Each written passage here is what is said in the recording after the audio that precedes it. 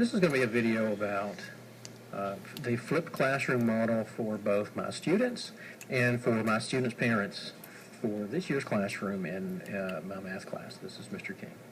So I need to kind of discuss what a flipped classroom model is, why we would use it, what's going to be expected, what about homework, and that's basically what we're going to talk about. So what is a flipped classroom model? It is basically where the lecture material that I would normally be giving to students is not done in the classroom, but it is done at home. And the reason it is done at home is that our learning and critical thinking portions of learning are, really done inside the classroom, where students can show me that they have mastered some subject, rather than spend a large amount of time working on some homework problems at home that they don't know that they've got right, or they've tried and they've done it wrong. And if they've done it wrong and they've did it wrong, 5 or 10 times, how do they know that they really have, you may have learned something wrong. So instead, we're gonna turn that around, where the students are going to be doing the majority of their work inside the classroom, and outside the classroom is going to be just for the lecture type material, the presentation of new ideas. And those are going to be short videos. They're not going to be 10, 20, 30 minutes long. They're going to be probably, somewhere between 5 to 10 minutes long. The reason we're going to do this model this year is that, one, I think that it's important that students be able to stop, think about what's been presented to them. If they don't understand, back up, rewatch before they continue. And that way, I think there can be some deeper understanding about the reasons why we're doing the things that we're doing in our classrooms. Some of the other things that are going to happen here, and I think it's just going to happen naturally, is that we're going to have groups emerge, where some groups are just going to be faster than others. Some groups may be slower than others, and that's okay. That's a natural classroom anyway.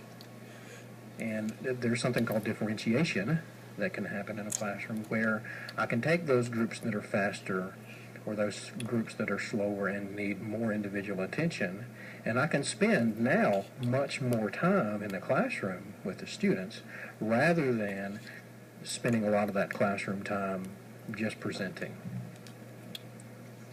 So what's going to be expected of you guys as students? What you're going to do is you're going to go home. I'll give you some content and tell you exactly how we're going to, address that content, get to it. There's a couple of websites that I have access to. Hopefully we're going to be able to use what I've already set up. So anyway, you're going to use your evening time to watch some videos about some new material.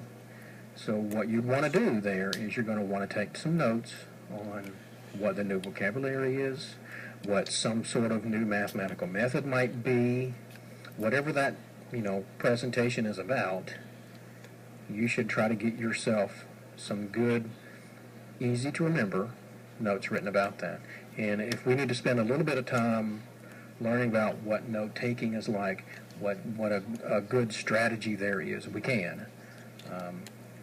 And I think another thing that we can do is those essential questions about what is it that we're doing, why does it matter, where did it come from, and where does it lead.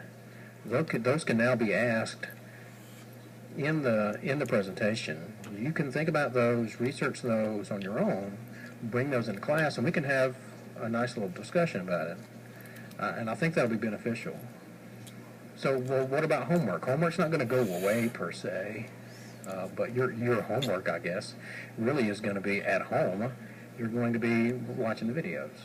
When you're in class, though, that's where we're going to have that time where we can now have 50 minutes to work through some problems, to work through some discussion time, to do some group work, to do some projects. We're going to have a lot more time in class to do lots of the things that I think we're going to be able to show much more mastery in a lot more of the core content we're going to be learning about. So what I have set up right now is I'm going to have an Edmodo link, and that's just a website that you're going to you're going to link to, you're going to sign up for your specific section, and then inside that section will be the material that's going to be for the next evening. So you would go home on Thursday, look on Edmodo, find out what the link's going to be for that evening, watch it, and if needed, respond to the post that will be there, and we'll talk more about that in class. And do whatever the recording's asking you to do. I'll probably pose a few questions during the recordings.